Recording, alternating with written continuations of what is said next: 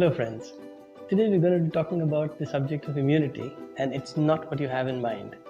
Immunity is not about white blood cells that fight organisms that come into us. Immunity is about our ability to resist the elements of the weather, of what's around us. Since hundreds of thousands of years, man has been around for 130,000 years.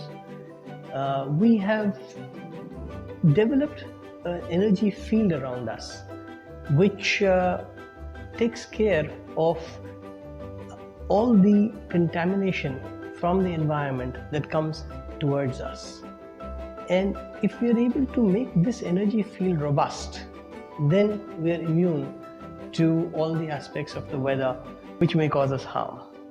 So that understood, when we talk about building immunity, we're talking about fortifying the shield. We're talking about our energetic responses to our environment being such that we are able to take care of ourselves, that we are able to come out winners in spite of whatever contaminations arise in our environment. So here we are, that we have understood the concept of immunity. Let's talk about what is disease and how that is caused. Dis-ease is not being at ease, which means our body, it's not about anything physical. Again, it's not about organisms going inside us or antibodies developing or ulcers developing or tumors and things like that. It's about our not being easy with our natural state.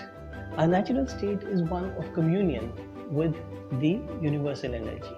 So our energy field and the energy field of the universe, they kind of harmonize.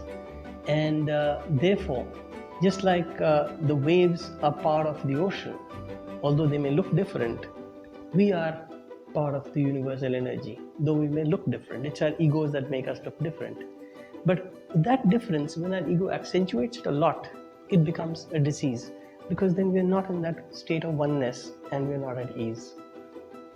That understood, let's look at how this anatomy of the body is created, because the anatomy is what gets affected by disease, right? But again, it's not the kind of anatomy that you've been used to, and let me tell you about that. The energy anatomy is actually much simpler to understand than you might possibly imagine, because when you get a hang of the idea that we are a mind stream which passes life to life, then it becomes pretty easy to understand that mind stream is just a form of energy consciousness.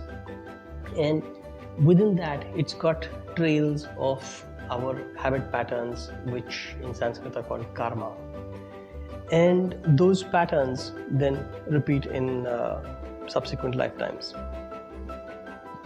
This energy anatomy is formed from this little mind stream of energetic consciousness, and it energetically forms our systems, the nervous system being the first, which is why it is so subtle, and then it settles into our skeletal system. Now, later the digestive system, circulatory system, and all those form, which are the ones that science has been able to study. But whenever we have a problem in the bone marrow, for example, or we have a problem in the nervous system, it gets so much closer to our original state of energy that science is not able to do very much about it today. And the energy anatomy is about studying how the energy flows through our centers from where we capture and interchange energy with the universe into the channels which the Chinese work with. They work on acupressure and acupuncture, working on those channels. So the trick to staying healthy is keeping those channels clean, and we're going to talk about that shortly. So these channels, the energy channels, are quite a complex structure, but if you can imagine nervous system, for instance, that itself was a pretty complex diagram. There are 12 primary channels that that connect with each with each organ. The heart, for example, the lungs, the stomach, and they go into the tips of our fingers and the tips of our toes. So, which is why you get a lot of tips about how you can press this point and that point in reflexology to be in a state of better health, organ health, right? But that's the gross part. At a more subtle level, what's happening is that these pipes are like, to give an example, the pipes of a building, right? And if there is a wash basin that's clogged, you'd probably, if you use Western medicine as an analogy, you'd probably put acid or some powder which will clear the drain. That's like putting an antacid or a laxative, and there your stomach is fine. But if you look at the way energy medicine looks at it, we're not really bothered about the wash basin. What we're bothered about is the pipe going down a floor below, cleaning that so that there is no corrosion, there is no side effect. And once you come back to the wash basin, because you clean the pipes below, it's already cleared, right? So when we're fighting disease, we are actually looking at how clean our channels are. And how do we do that? Let me talk about it shortly. So when it comes to resisting disease, what we're talking about is keeping these channels of our energy anatomy clean. And if that has to be done, then there has to be a mechanism as simple and commonsensical as having a bath.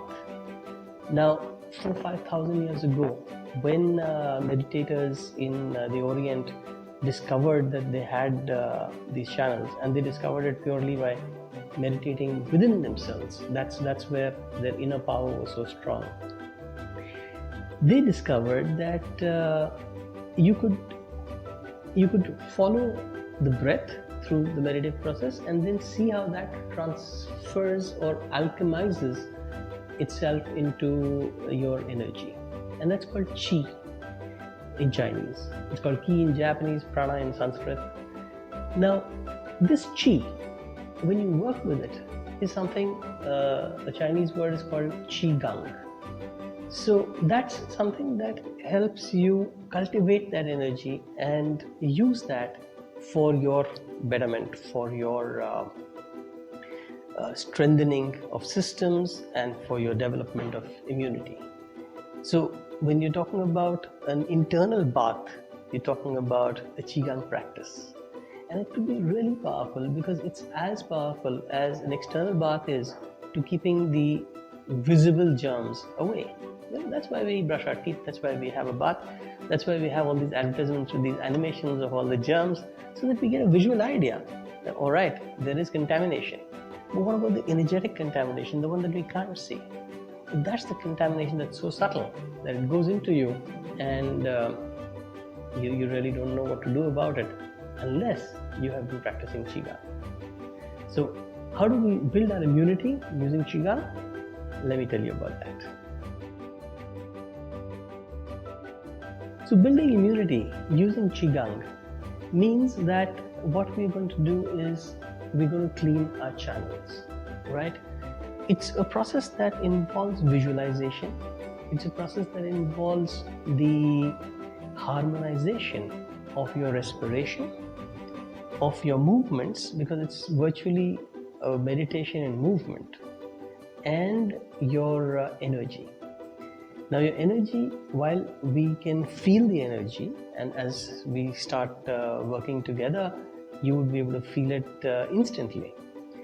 You would actually have no doubts that this universal energy and the energy anatomy and all that actually exist, because just as you don't have doubts that you have electricity in your house even though you can't see it flow, but you've seen the light.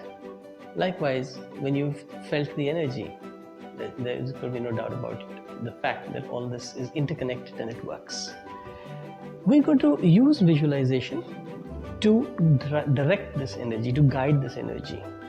And when you are in a position to do that, you have a synchronization of energy, movements, and breathing you get a lot more efficient.